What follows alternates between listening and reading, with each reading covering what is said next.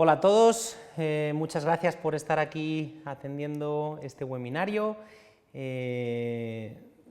que no me conocéis, soy Carlos Fernández Villares y antes de nada quiero agradecer a la Casa GC la posibilidad que me brinda para compartir este rato con vosotros, donde vamos a hablar de consejos y trucos con composites, con resinas compuestas, que es uno de mis temas favoritos porque es lo que todos los días usamos en la consulta y es lo que nos hace que nuestra práctica diaria sea mucho más divertida.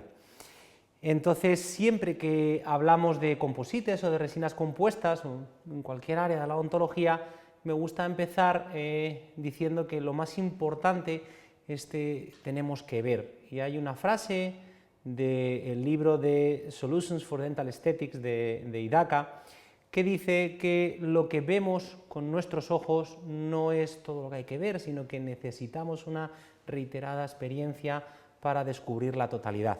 Esto quiere decir que es muy importante que veamos nuestros trabajos, que sepamos lo que estamos haciendo, porque aquella restauración que nos parecía muy buena hace unos años, luego resulta que cuando lo hemos visto con el paso de los años no es tan buena y no tiene... muchas veces nos hemos hecho esa pregunta de quién habrá hecho esto y somos nosotros mismos. Otra frase que me gusta utilizar ahora cuando hablamos de resinas compuestas es una frase del libro de Anna Salat y de Jordi Manauta, del grupo Style Italiano al que pertenezco, que dice que es imperativo entender el color de cualquier composite perfectamente antes de usarlo, aunque esto solo implique el abrir y comparar las jeringas. Es decir, tenemos que conocer el material con el que estamos trabajando. Entonces, una pregunta que voy a plantear y que vamos a intentar resolver con una serie de pequeñas respuestas durante el poco tiempo que tenemos es cómo hacemos nosotros para elegir un composite para nuestras restauraciones. Muy importante es seguir la literatura y, por ejemplo, no siempre fiarnos del último composite que ha salido, que si pues, el composite que tiene este relleno, el composite que tiene estas propiedades. En esta revisión que vemos aquí de Ferracane, lo que observamos es que todos los composites tienen cabida. Es muy importante saber dónde utilizar cada composite, cómo utilizarlo y no olvidarnos de composites antiguos que también todavía tienen sus indicaciones y sus cosas. Lo más importante desde el punto de vista de un clínico, como somos nosotros, es el manejo de los composites. Cómo se maneja el composite en nuestra clínica, es decir, cómo hacemos nosotros que nuestro composite sea útil a la hora de realizar nuestras restauraciones. Y para eso me baso en una serie de puntos. Lo primero que yo busco en un composite es que no se pegue a la espátula, es decir, que mientras lo estemos manejando no esté continuamente pegándose a la espátula. Lo segundo es que tenga un tiempo de trabajo adecuado, que podamos trabajar con luz y que no polimerice mientras lo estamos utilizando y en unas condiciones óptimas. Y lo tercero es que permita esculpir la anatomía dental. Nosotros no le podemos pedir a las casas comerciales que cambien la composición de sus composites, cómo se manejan, etc. Pero sí que podemos utilizar una serie de trucos para que estos composites se manejen mejor. Entonces, uno de los trucos que nosotros utilizamos en la consulta es estar continuamente secando las espátulas. Para ello, lo que hacemos es, con un pequeño pulverizador, con alcohol, damos 2 pulverizaciones sobre la gasa y lo que hacemos es continuamente estar secando la espátula para así eliminar la tensión superficial y conseguir que el composite se nos pegue menos a la espátula. Hay otros clínicos que lo que hacen es, en vez de utilizar una gasa, porque dicen que puede incorporar restos de la misma gasa, pequeños pelitos a la espátula, lo que hacen es sumergir la espátula en un vaso con alcohol y dejarla secar al aire. Yo creo que cada uno, lo importante es probar diferentes técnicas para ver cómo funcionan nuestras manos y utilizar aquello que nos vaya mejor. Otro truco que hacemos nosotros en la consulta es calentar los composites. Cuando hacemos una restauración nos gusta hacer un precalentamiento de los composites a unos 39 grados centígrados y cuando siempre se planteó esto hace ya unos años por el doctor Vanini, pues se hablaba de si esto es beneficioso para los composites, no es beneficioso, etc. Entonces hay literatura que dice que esto pues, es beneficioso, sobre todo porque se disminuye la viscosidad, mejora la humectabilidad y disminuye el grosor de capa de los composites. Los que están en contra lo que dicen es que se produce un mayor aumento de la contracción de polimerización, pero la mayoría de estudios que hablan de este aspecto pues son estudios in vitro y yo creo que hay más estudios a favor respecto a la ventaja de precalentar los composites que a no precalentarlos.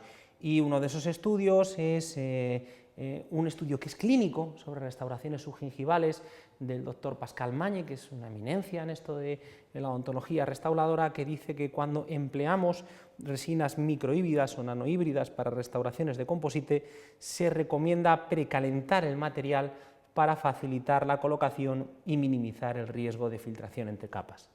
Por lo tanto, nosotros, como os he dicho, no podemos cambiar la composición de los materiales, pero sí que podemos actuar para que esos materiales se manejen mejor. ¿Qué es otra de las características que buscamos en un composite? Que se maneje bien y que se pula bien. ¿Y qué es que se pula bien? Siempre hablamos lo mismo. Pues primero, que sea un fácil pulido en pocos pasos. Si tenemos que utilizar 70 discos, 40 gasas, copas, puntas, diferentes pastas para obtener un brillo muy bueno, pues es una técnica que luego no es repetible por todos. Entonces buscamos un pulido en pocos pasos. Y la otra cosa que buscamos es un mantenimiento de este pulido a lo largo del tiempo, es decir, que hagamos una restauración y que según vayan pasando los años ese pulido se mantenga y no se desgaste mucho el material. En esto todavía los composites de microrelleno son aquellos que mejor mantienen el pulido, aunque no tienen las ventajas que tienen los composites actuales. Un composite como Genial tiene de estas dos características que hemos hablado, el manejo es muy bueno y el pulido la verdad es que se mantiene muy bien a lo largo del tiempo. En cuanto a gama de colores, que es la otra cosa que muchas veces los clínicos buscan, oye, este composite que me estás vendiendo tiene todos los colores que necesito, no los tiene, etcétera. Pues actualmente casi todos los composites tienen una amplia gama de colores y en el caso de Genial lo que tenemos está basado en unas dentinas, lo que se denominan colores estándar, y luego modulamos con un esmalte. Entonces, como aquí vemos, podemos observar diferentes opacidades estos son láminas de esmalte de 0,5 milímetros hechas con el sistema de MySafe Guide de Style Italiano y lo que vemos es las diferentes opacidades. Este es el color A2, el A opaco 2, que es los colores Inside, el A2 estándar, donde se ve pues, que trasluce un poco más el diamante de Superman, un Junior Enamel, que es un esmalte joven, y un esmalte bastante translúcido para conseguir los efectos. Entonces, el sistema de Genial, que es del que vamos a hablar hoy, se compone de unos colores estándar, unos colores outside, unos colores outside también para efectos y unos colores inside. Vamos a ver qué significa todo esto. Los colores estándar serían aquellos colores que incluso pueden servir para hacer restauraciones monocromáticas, ¿vale? Y cubren los colores básicos, los colores A's, los B's, C's y algunos colores que incluso pueden servir en posteriores para imitar la dentina. Y también no nos tenemos que olvidar de los colores extra blancos y blancos porque cada vez blanqueamos más los dientes y tenemos restauraciones más blancas. Luego, los colores outside serían los esmaltes, que tenemos el Junior Enamel, el Adult Enamel y el Senior Enamel, es decir, un esmalte joven, un esmalte adulto y un esmalte más anciano, que podríamos llamarle. Otros colores inside, es decir, como para enmascarar la línea de fractura, serían dentro de la gama de los As, el 2, 3 y 4, y llevan el O en medio, que significa que son opacos. Y esto nos va a permitir evitar que se nos vea esa línea de fractura. Y luego pues tenemos unos colores que también se denominan outside, que lo que nos permiten es dar efectos a nuestras restauraciones, como un translúcido, un incisal, cervical, pero sobre todo vamos a basarnos en el translúcido. Para el sector posterior, aunque no es el objetivo de la charla, pues lo mismo, tenemos colores que tienen la P delante de posterior, que tenemos en la gama de los As.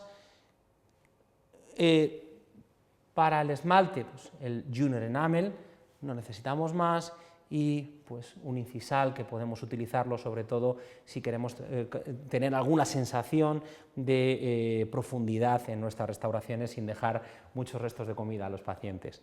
Lo que nos permite, incluso con un solo color, es tener restauraciones pues, que pasan muy desapercibidas. Esta es una restauración muy sencilla y que no tiene problema. Disculpar. Perdón. Iba a ir hacia atrás, pero no. Ok. Vemos cómo elegimos un composite y ahora vemos cómo hacer que esta restauración dure a lo largo del tiempo. La adhesión funciona muy bien, pero tenemos que realizarla en unas buenas condiciones y para ello utilizamos el dique de goma. Es muy importante utilizarlo en nuestras restauraciones porque nos va a permitir que trabajemos en una situación de aislamiento absoluto y que nuestras restauraciones se peguen bien y que no se nos caigan. Las restauraciones no se caen, las restauraciones se pueden fracturar por fracturas oclusales, problemas, pero no se caen. Si se caen es culpa nuestra, lo hemos hecho mal, no es culpa de nadie.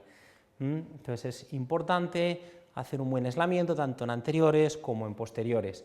Hay diferentes diques de goma, cada uno puede utilizar el que más le guste, con el que más se siente a gusto, y lo que es muy importante es saber cómo utilizarlo.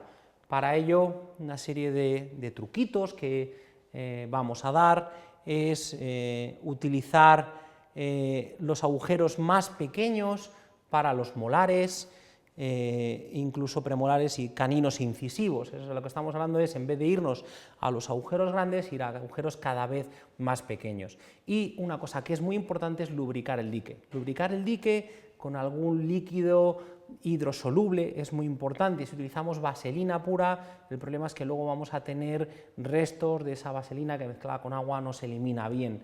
Entonces sería lo ideal. Clamps. Pues si queremos reducir nuestro armamentario, este es el clamp único que podemos utilizar, es un W8A, da igual la marca, en este caso es de Giuffredi, pero da exactamente igual la marca, y lo más importante es que con esto podemos hacer prácticamente todo. Sí que es verdad que también para anteriores, que aquí no he puesto la fotografía, podemos utilizar clamps tipo 212 o clamps que nos retraigan un poquito más la encía. Entonces hay diferentes maneras, pero con este clamp podemos hacer prácticamente todo en nuestras restauraciones. Este es el proceso que seguimos para hacer el aislamiento. Muy importante el atar el dique cuando es necesario para que el dique abrace bien el cuello del diente y que no haya ningún escape de agua, saliva que nos pueda arruinar nuestra restauración. Partimos de las mejores condiciones, ya tenemos un buen material, ya tenemos un campo aislado y ahora vamos a utilizar un buen adhesivo. Entonces, una pregunta que nos gusta hacer en adhesión, o sea, vamos a plantear una serie de preguntas que nosotros como clínicos nos gusta que nos contesten. La primera sería, ¿qué tipos de adhesivos hay en el mercado y qué problemas son los que tienen? La segunda, si yo puedo hacer algo clínicamente para mejorar la adhesión. independientemente del sistema que esté utilizando. La tercera es cuánto tiempo puedo asegurar una restauración adhesiva, pregunta muy típica de los pacientes. Y la cuarta es qué adhesivo me compro o qué adhesivo es el que tengo que usar. A la primera pregunta de qué tipos de adhesivos hay en el mercado, la actual clasificación ya no habla de generaciones, sino que habla de adhesivos con grabado y adhesivos sin grabado. Los adhesivos con grabado, en 3 pasos, son los que utilizan un grabado ácido, luego un primer y finalmente un adhesivo. Luego la cosa se simplificó y lo que se hizo fue utilizar el grabado y poner el primer y el adhesivo en el mismo bote. Determinados mercados decidieron que no querían grabar y hacer adhesivos que fueran autograbantes y lo hicieron en 2 pasos, con un primer y con un adhesivo, con un bonding. Y finalmente se ha tendido a la simplicidad, es decir, a tener todo incluido en el mismo bote, que son los adhesivos autograbantes. Entonces, lo más importante es que podemos encasillar cualquiera de nuestros adhesivos, o los adhesivos que van a salir en el mercado en los próximos tiempos, los podemos encasillar dentro de estos 4 grupos. Y entonces, vamos a ver lo que hacemos nosotros habitualmente en la clínica y qué problemas hay con estas cosas. Pues esto es lo que normalmente hacemos: primero grabamos el esmalte durante un tiempo, luego grabamos el esmalte y la dentina un poco más de tiempo y por los diferentes grados de mineralización, y entonces ahí el problema que tenemos es el tema de la liberación o la activación de las metaloproteinasas que tenemos en la dentina. Entonces el problema es que esas metaloproteinasas lo que van a hacer es van a degradar el colágeno existente en la capa híbrida. Entonces tendremos que hacer algún gesto para que eso no ocurra. Cuando tenemos adhesivos en un solo paso, es decir, que se ha simplificado y se ha puesto el primer adhesivo en el mismo bote, tenemos varios problemas, como son la eliminación del solvente y la aplicación de capas. Para ello vamos a ver la literatura. Por ejemplo, aquí en este estudio, lo que se ve en el primer estudio es que es importante la aplicación de 4 o más capas de adhesivos, estos que son grabado y adhesivo en un solo paso, para obtener un adecuado éxito clínico. ¿Qué significa poner varias capas? Pues significa que lo que tenemos que hacer es aplicar una primera capa, esperar, eliminar el solvente, otra capa, eliminar el solvente, otra capa, eliminar el solvente y luego polimerizar una sola vez. No estamos creando grosor de capa, sino que estamos reponiendo el adhesivo que eliminamos al soplar para eliminar el solvente. Otra cosa importante es cómo debemos aplicar estos adhesivos. En un estudio en el que se vio a diferentes pacientes que no tenían caries, sino que tenían simplemente lesiones en cuña, lo que se hicieron fue restauraciones y se aplicó el adhesivo de 3 maneras, una manera suave, una manera un poco más fuerte y una manera mucho más fuerte. Y se demostró que las restauraciones que no fallaban eran aquellas que se habían aplicado de una manera fuerte o vigorosas, como dicen en el artículo. Otras cosas que vemos en la literatura es qué ocurre si no eliminamos el solvente. Lo primero, la incompleta eliminación del solvente lo que nos hace es que aumenta la permeabilidad y disminuye las fuerzas de adhesión. Entonces tenemos que intentar eliminar el solvente, pero si seguimos leyendo literatura, vemos que el proceso de evaporación del solvente debe ser más prolongado de lo recomendado, porque es imposible eliminar todo el solvente. Por lo tanto, ya son cosas que no están de acuerdo con lo que nos dicen los fabricantes. Es decir, hay fabricantes que dicen, no, eliminas el solvente durante 5 segundos, tenemos que eliminar más veces. Tenemos que aplicar más capas de las que dicen los fabricantes y tenemos que aplicarlas de un modo diferente, es decir, no suavemente aplicando en la cavidad, sino que apretando sobre todo en la dentina. ¿Qué ocurre con los adhesivos todo en uno, estos autograbantes en un solo paso? Pues es muy importante saber que simplemente, tanto en dientes vitales como en dientes no vitales, por las fuerzas de polimerización se puede hacer que se despeguen de esa capa híbrida y que se comporten como membranas permeables. Por lo tanto, tendremos que hacer alguna serie de pasos o alguna serie de trucos para que esto lo podamos solventar. Y ahí viene la contestación a la segunda pregunta. ¿Podemos hacer clínicamente algo para mejorar la adhesión? Pues vamos a verlo. Lo primero, no tenemos por qué grabar siempre la dentina. Ahora los sistemas autograbantes funcionan muy bien en dentina. ¿Qué es lo que tendremos que hacer? Lo que tendremos que hacer será grabar el esmalte, no grabar la dentina, pero utilizar un autograbante tanto para esmalte como para dentina. Así suplimos ese problema que tienen los autograbantes en el esmalte. La segunda cosa sería eliminar muy bien el ácido ortofosfórico, es decir, muchas veces es un paso que se obvia, pero hay ácidos ortofosfóricos que dejan restos en el diente y es muy importante eliminarlo muy bien. O utilizar ácido ortofosfórico que lleven BAC, que son aquellos que tienen cloruro de benzalconio, que lo que hace es inhibir la actividad de las metaloproteinasas. Usar clorexidina. Esa clorexidina al 2% durante un minuto lo que nos permite es, después del grabado ácido, que esa actividad de las metaloproteinasas cese y así luego en un futuro no tendremos problema con la degradación del colágeno. Que apliquemos varias capas de adhesivo y de una manera fuerte, que eliminemos muy bien el solvente y en caso de que utilicemos un sistema de autograbante solo sin haber grabado previamente, que lo complementemos con una resina hidrofóbica para obtener una mayor adhesión y finalmente utilizar anestesia en la mayoría de los casos. ¿Por qué? Porque resulta que al poner anestesia y utilizamos vasoconstrictor, lo que vamos a hacer es disminuir la cantidad hídrica dentro de los túbulos dentinarios y por lo tanto al haber menos agua va a ser más fácil que el adhesivo penetre y que haya una mejor adhesión. ¿Cuánto tiempo podemos asegurar una restauración adhesiva? Es una pregunta que nos hacen mucho. Y hay un artículo clásico de Munk en el que nos dice que debido a esa actividad de las metaloproteinasas, a los 4 o 5 años empezamos a tener problemas si no hemos hecho una buena adhesión. ¿Qué es lo que estamos haciendo? Ahora estamos poniendo todos los medios, haciendo todos los pasos para que eso no ocurra. ¿Vale? Esto es una restauración que hicimos en el año 2005 y esto es 9 años después, ahora en el año 2014, y entonces vemos que es una restauración que es muy sencilla, no hay ningún tipo de problema, pero que si las cosas las hacemos bien, las cosas funcionan y pueden durar. ¿Qué es lo que ocurre? Mucha gente no utiliza dique de goma, no se utiliza bien los pasos con el autograbante, etcétera. Entonces tenemos que saber cómo utilizar cada cosa. Y finalmente la típica pregunta que todo el mundo quiere saber: ¿qué adhesivo debo comprarme? ¿Qué adhesivo puedo usar?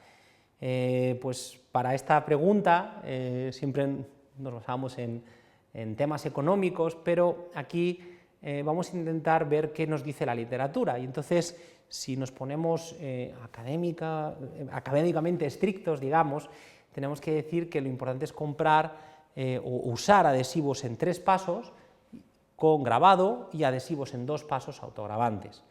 Pero la realidad no es esa. La realidad es que en el mercado los usuarios, que somos nosotros los dentistas, compramos adhesivos que son con grabado y en un solo paso o adhesivos autograbantes. Y la conclusión que podemos sacar de esto es que tenemos que comprar un buen adhesivo, pero lo más importante es que tenemos que saber utilizarlo, saber en qué momento hay que utilizarlo, cómo hay que utilizarlo y así que nuestro resultado, independientemente del adhesivo que utilicemos, sea bueno. Otro punto controvertido a la hora de hablar de composites es el tema de las bases cavitarias. Las usamos, no las usamos, y cuando hablamos de bases cavitarias ya estamos reduciéndolo a 2, que son los composites fluidos por un lado y por otro lado los cementos de vidrio ionómero. Entonces, importante que tengamos un buen composite fluido, es decir, un composite que podamos colocar de una manera controlada, que no tenga muchas burbujas al colocarlo y que nos permita utilizar una capa ultra fina. Vamos a poner muy poquita cantidad de composite fluido en el fondo de la cavidad para que nos ayude a una serie de beneficios clínicos, sobre todo en el sector posterior, en clases 2. En el sector anterior casi no lo utilizamos. Artículos clásicos que nos dicen la recomendación, como hemos dicho, de composites fluidos y de cementos de vidrio ionómero para nuestras restauraciones.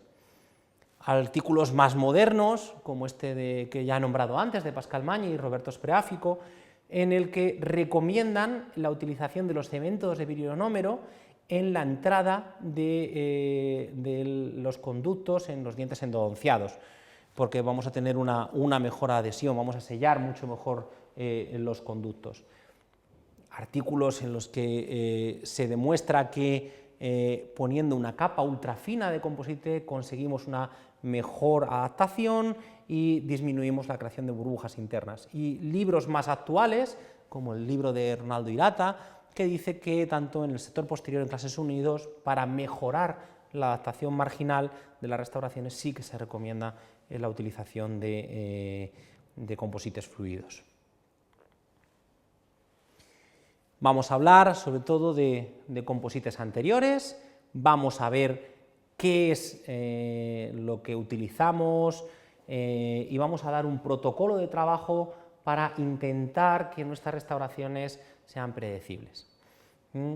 ¿Qué es lo que nosotros buscamos cuando hacemos una restauración de composite? Que pase desapercibida en la boca, eso es lo más importante para nosotros. Entonces, esto es una niña de 16 años que tiene un problema, que era una mancha blanca, y pues lo resolvimos con un estudio. Lo que hicimos fue decidir poner una dentina y una combinación de efectos en el borde incisal y de esmalte y un color translúcido para dar una naturalidad al diente. Antes quitábamos mucho esmalte, intentamos cada vez quitar menos y lo que hacemos es nuestra restauración y colocación del adhesivo, la aplicación del composite, el control de los grosores es muy importante, el control de los grosores, la aplicación de efectos y finalmente el acabado y pulido, que nos da una restauración que tiene un aspecto muy natural y que se integra muy bien en la boca. Entonces es importante que pase desapercibida. Pero, ¿qué hemos dicho antes? Que lo importante es cómo se mantiene ese composite, que se maneja muy bien, sí, pero también queremos un composite que a lo largo del tiempo se mantenga el pulido y vamos a ir enlazando con todo lo que hemos dicho antes, ¿vale? Esto es el mismo composite 5 años después. Esto era un composite híbrido. ¿Qué ocurre? Hacemos una fotografía y esto es lo que tenemos 5 años después. Es un composite que está filtrado y tal, pero lo bueno que son composites que los podemos siempre reponer, los podemos cambiar, pues sabemos cómo lo hemos hecho. Entonces, simplemente eliminando la capa superficial podemos obtener un resultado similar al que teníamos y una paciente contenta.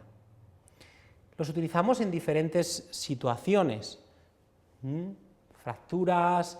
Esto es un paciente derivado del ortodoncista que lo que busca es terminar el caso lo más correctamente y entonces utilizamos diferentes composites, diferentes combinaciones de materiales, el pulido, que se mimetice, ahí es lo que hablábamos de la gama de colores que necesitamos, fracturas un poco más comprometidas, diferentes materiales, que lo más importante es tener un protocolo clínico para utilizarlos y poder obtener un éxito clínico. ¿Qué hacemos ahora? ¿Qué quieren los pacientes? Que no toquemos sus dientes. Entonces ahora pues cada vez nos exigen más que no toquemos sus dientes y que simplemente añadamos lo que les falta. Este es un caso hecho con Genial Anterior en el que no hemos tocado los dientes del paciente, simplemente hemos añadido. Entonces hemos añadido composite para obtener los mismos efectos que tenemos al lado. Para ello ahora tenemos fotografías especiales con luz polarizada que nos permite ver exactamente si el color que estamos utilizando es el correcto, etc. Entonces buscamos que nuestro composite se mimetice tanto en diferentes condiciones lumínicas, es decir, en lo que vemos en el sillón, en la calle, etc. ¿vale? Y esto, la luz polarizada, nos ayuda mucho. Odontología estética. La gente quiere mejorar estas pequeñas manchas blancas, los problemas que tienen, que oye, pues ahora mismo tenemos los materiales que nos permiten hacer esto, y de una manera muy sencilla podemos pasar a situaciones en las que no se note dónde están nuestras restauraciones. O restauraciones más complejas, pero en pacientes más jóvenes. ¿Qué es lo que ocurre? Que tenemos que hacer que esa restauración dure mucho tiempo. Es una niña de 14 años, tiene mucho tiempo por delante. Vamos a intentar ser lo más conservadores y utilizar un material que esté bien. Esto es nuestra restauración, resina compuesta, desde diferentes visiones.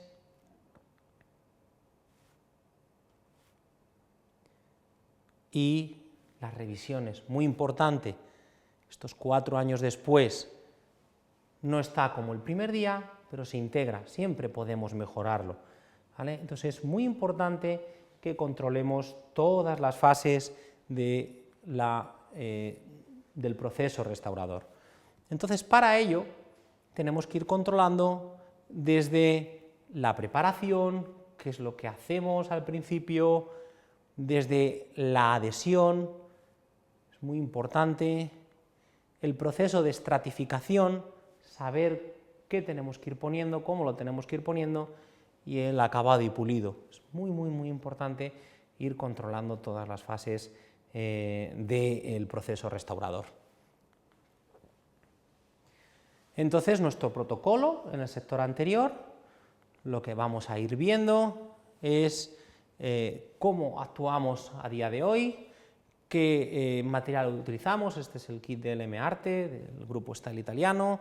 Entonces, lo más importante, buenos materiales, buenos composites, buenos instrumentos, y obtendremos un éxito.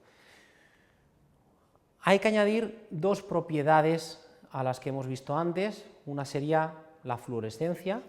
Ahora queremos materiales que sean fluorescentes, y para ello, utilizando esta fotografía de mi amigo Fernando Rey, vemos lo que es un composite no fluorescente, cómo se puede comportar bajo luz negra, y qué es lo que queremos ahora. Ahora queremos composites que sean fluorescentes y que se comporten en todas las condiciones lumínicas lo mejor posible.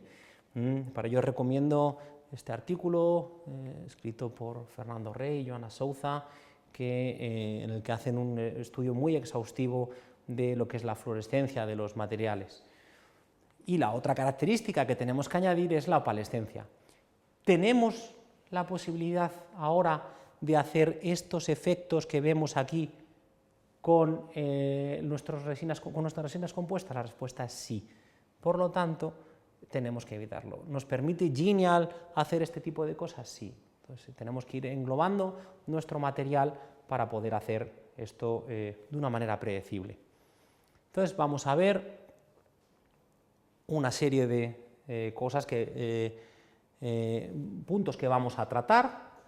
Lo primero que vamos a hablar es de modelos de estudio, fotografías. Tenemos que hacer una toma de color adecuada, un diagrama de color y forma del caso que vamos a tratar, cómo vamos a hacer la preparación, la adhesión, de lo que ya hemos hablado, estratificación, acabado pulido y las revisiones que ya hemos visto. Importante tener unos buenos modelos de estudio que nos permitan, una vez que los hemos tomado, saber cómo va a ser nuestra restauración, hacer un buen encerado y tener sobre todo una situación inicial del paciente para no estar mucho tiempo delante del paciente viendo qué es lo que le vamos a hacer, sino tener nuestro modelo bien hecho y que no haya ningún tipo de problema. Este caso lo veremos al final. Hacer una buena fotografía. Ahora con la fotografía digital es muy fácil. Podemos hacer una fotografía muy sencilla, no hay problema, y entonces cualquier persona con mínimos conocimientos de informática puede hacer una muy buena fotografía. Estos son fotografías de dientes de niños. Si conseguimos hacer una fotografía así de dientes de niños, quiere decir que la fotografía es fácil, porque un niño no está mucho tiempo, o no te permite estar mucho tiempo para hacerle una fotografía. Yo normalmente utilizo la cámara de la izquierda para hacer fotografías anteriores y la de la derecha para fotografías en el sector posterior.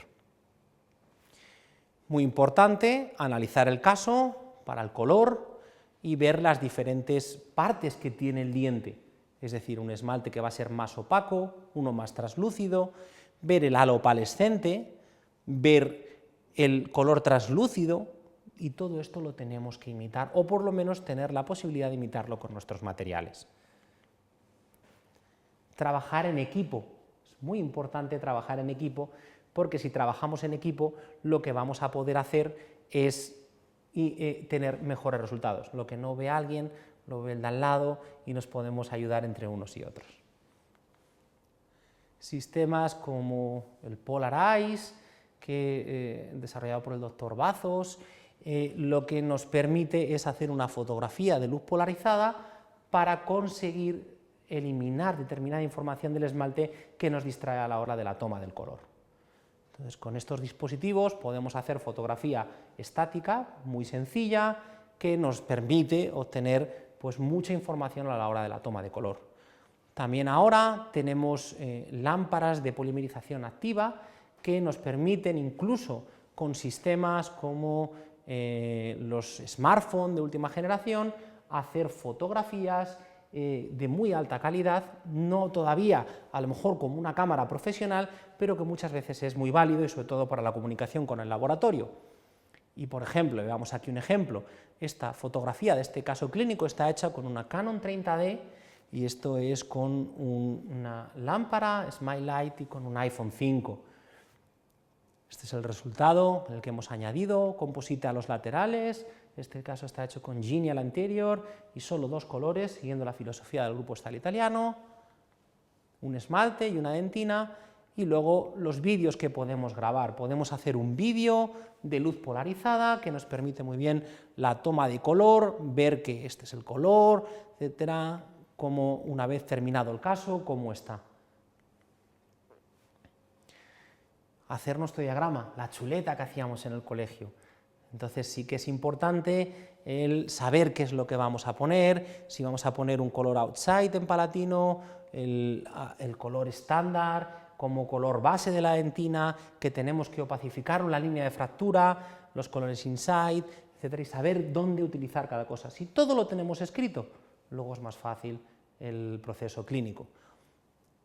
Cuando tratamos niños y queremos hacer esta anatomía, es muy importante pintarla en un papel antes, porque así sabremos lo que tenemos que hacer y no tenemos que estar pensando durante la cita clínica.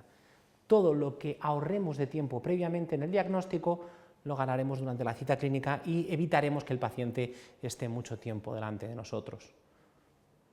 Aquí vemos un esquema que podemos realizar y luego el encerado, la técnica de encerado y la llave de silicona, todos conocemos y que nos va a permitir, por ejemplo, en caso de que tengamos que hacer un cierre de diastemas, no tener que estar inventando, sino que saber que tenemos que añadir aquí al canino esta cantidad, aquí a esta lateral y lo mismo en el otro lado, y todo esto lo hemos hecho previo mock-up del paciente y habiendo hecho una prueba. Imaginaros lo mismo, tenemos un niño con espacios. ¿Cuánto espacio tenemos que dar al lateral, al central? Muchas veces en clínica, con el paciente delante, no lo podemos controlar también como si lo hacemos en un modelo, donde lo controlamos todo de una manera diferente, vemos los diferentes detalles anatómicos, estos encerados los podemos hacer nosotros, que van a ser un ejercicio muy bueno a la hora de luego estratificar y hacer la anatomía de los dientes, con una buena llave de silicona, que es muy importante, como yo siempre digo, una buena manicura, sobre todo para las fotografías, que luego no digan nada, y una llave de silicona que lo que vamos a hacer es cortarla y mantener, según la técnica de Newton Fall, el borde incisal, el ángulo vestíbulo incisal intacto. Entonces es muy importante de cara a la restauración que vayamos a hacer luego, que nos permitirá que el resultado sea predecible y que funcione. ¿Qué tipo de preparación hacemos ahora? Pues vamos a quedarnos con una frase de uno de los maestros en esto de la odontología, que es el doctor Baratieri, el cual dice en su libro lo siguiente, y es que Idealmente tenemos que evitar cualquier tipo de preparación, especialmente en niños y en adolescentes. Y esto es porque si pensáramos que es nuestro diente el que se ha roto, lo que queremos es que nos quiten poco diente y tal. No siempre lo podemos hacer y tiene una serie de problemas. Por ejemplo, mirar este caso, en el que no hemos tocado, simplemente añadimos, y el problema que aquí tenemos, aquí sí que hemos empezado a enmascarar la línea de fractura, pero aquí no, tenemos una dentina muy translúcida, y el resultado final se nota, se ve. Pero sí que es verdad que si vemos el diente de al lado, pues pasa bastante desapercibido. En cuanto a la adhesión, poco hay que decir, ya hemos hablado antes, pero sí que importante, adhesivo que utilicemos, por favor, que sea bien utilizado. Es decir, normalmente utilizamos, debido a que hay mucho esmalte, la técnica de grabado total, primero el esmalte, luego la dentina, la aplicación del adhesivo. Utilizamos mucho adhesivos con grabado en 2 pasos, pero la mayor parte de los clínicos utilizan grabado y un solo paso, que es muy válido y sobre todo si se utiliza de una manera adecuada. ¿Qué ocurre? ¿Siempre sale todo bien y nunca hay problemas? No, pues muchas veces nos ocurren este tipo de cosas, que de repente estamos haciendo una restauración y viene nuestra amiga la pompita y ayudarnos. Aquí deberíamos haber puesto un dique 1 a 1, pero bueno, son casos más antiguos en el que no todo el mundo utiliza el dique de goma, y en gingival pues muchas veces lo que podemos hacer es poner un hilo de retracción, limpiar bien en esta zona con ácido ortofosfórico, utilizar algún tipo de adhesivo que nos permita, resina, que nos permita que se nos pegue bien el material y finalmente tener un buen resultado. Otra de las cosas importantes a la hora de que nuestra restauración quede correcta es el pulido, y lo dividimos según las enseñanzas de Newton Fall en anatomía primaria, que sería la forma básica del diente, que lo hacemos con discos de óxido de aluminio; la anatomía secundaria, que serían los surcos de desarrollo, que lo hacemos con multiplicador 1,5 y con fresas de diamante y fresas de carburo de tungsteno; y la anatomía terciaria, que son todas estas líneas que vemos, ¿vale?, como lo que podemos ver en un billete si tomamos una impresión con silicona o con poliéter, ¿vale? Entonces todas estas líneas es muy importante que están ahí, pero no siempre se ven. Y también individualizar los casos. No todos los casos tienen anatomía primaria, secundaria y terciaria. Tenemos que ver el diente y ver cómo lo hacemos. Finalmente, vamos a mostrar unos casos clínicos para que así hagamos como una especie de resumen de todo lo que hemos visto. Entonces, vamos a ver en este caso 2 casos clínicos, los 2 resueltos con Genial anterior. Este es un caso una paciente con ortodoncia, en el que le hacemos unas restauraciones provisionales mientras acaba su ortodoncia, y una vez que le han retirado los brackets en la parte superior, hacemos un blanqueamiento. Siempre intentamos proponer a nuestros pacientes que se blanqueen los dientes, es más agradable, les gusta, y sobre todo después de la ortodoncia. Pero luego tenemos el problema de que tenemos unos dientes muy blancos y que bueno, pues tenemos que intentar imitar colores, que a veces tenemos que recurrir a guías de dientes blanqueados y que son pues un poco más complejas. Entonces, en este caso decidimos utilizar Genial anterior por determinados colores que tenía y sobre todo a mí lo que más me gusta de este composite es el manejo.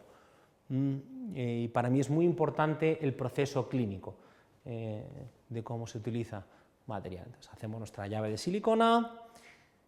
En este caso no hice el aislamiento diente a diente porque iba a invadir la zona de la encía, iba a modificar el perfil de emergencia, y como os he dicho antes, hacemos nuestro diagrama en el que vamos a utilizar estos colores del sistema de Genial, que sería el Junior Enamel, un Incisal Enamel, Translucent y un Bleaching White para hacer la parte de los mamelones.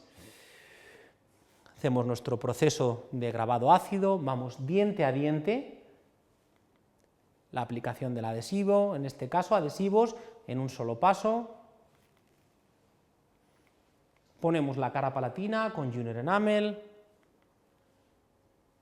Una vez que eso, vamos haciendo los mamelones con el Bleaching White y los efectos con el Incision Enamel y el TE, el Translucent Enamel. Cubrimos con Junior Enamel.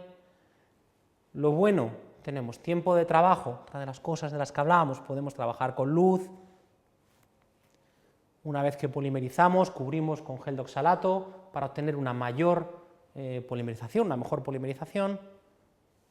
Y pasamos al otro diente en el que hemos modificado el perfil de emergencia con matrices metálicas,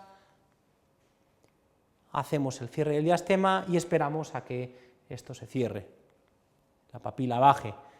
Entonces me gusta mucho utilizar las tiras de Epitex porque me permiten no eliminar diente y pulir la restauración en interproximal, diferentes grosores. Este es el resultado inmediato. Y lo más importante es revisar a nuestros pacientes. Esto es cuando está todavía con los brackets abajo, y esto son la revisión con el tiempo, en el que vemos que la papila ha bajado y las restauraciones pasan desapercibidas. Si vemos la revisión al año, vemos que nuestra restauración pasa totalmente desapercibida y tenemos unas restauraciones que son bastante conservadoras y que el paciente está contento. Y el último caso clínico que os quiero enseñar es el caso de un niño con un diente fracturado, que tienen que endodonciarlo. La suerte de que lo endodoncia uno de los mejores endodoncistas de España, que es el doctor Eugenio Grano de Oro Cordero, y me toca hacer la parte restauradora. Entonces, en este caso, hacemos todo el análisis que hemos dicho, fotografías, modelos, luz polarizada, nuestro esquema de trabajo, con una cara palatina, en la que vamos a utilizar el Junior Enamel, vamos a enmascarar la línea de fractura con un AO2, es decir, un color A2 de los Inside de Genial, vamos a hacer los mamelones con el A2 estándar, vamos a utilizar un translúcido, el TE, y finalmente vamos a cubrir con el esmalte con el Junior Enamel. Hacemos el aislamiento diente a diente, una llave de silicona, muy importante, que reproduzca la cara palatina del diente. Hacemos el proceso de grabado, en este caso lo que hacemos es sellar la cavidad de la entrada del conducto con cemento de vidrio ionómero y vamos aplicando las diferentes capas. Las cosas que más me gusta de son los pinceles, me gusta mucho porque me ayudan a manejar muy bien el material. Hacemos la primera capa y seguimos el proceso que hemos escrito, no inventamos nada, lo que hacemos es hacer lo que ya teníamos previsto. Entonces ponemos aquí el AO2, luego el color A2 estándar con los mamelones, nuestro translúcido, el esmalte final, controlando que sea un grosor de 0,5, no más, diferentes espátulas que nos ayudan a mejorar. Este es el resultado. Más importante, que buscamos que se integre, hemos puesto también unos pequeños tintes blancos para imitar los bordes incisales del diente al lado. Esto es la radiografía final de la endodoncia hecha por el doctor Grano de Oro. La fotografía con la luz polarizada, en la que vemos que se integra en el diente, aunque el valor es un poco más bajo, el diente de al lado, pero que es un resultado bastante aceptable. Y cuando vemos la revisión, pues vemos que está todo bastante integrado. Como conclusión, podemos decir que es importante tener un buen material, saber utilizarlo, conocerlo y tener un buen protocolo de trabajo. Y luego, como siempre os digo, nunca os olvidéis de de sonreír, aunque el corazón os duela, como diría Charles Chaplin, y muchas gracias por seguir ahí, por estar atendiéndonos, y ahora vamos a pasar al turno de preguntas, y bueno, espero que me estéis viendo, yo no os veo, pero sé que estáis ahí, que vamos a ver si alguien pregunta, ¿vale? Muchas gracias.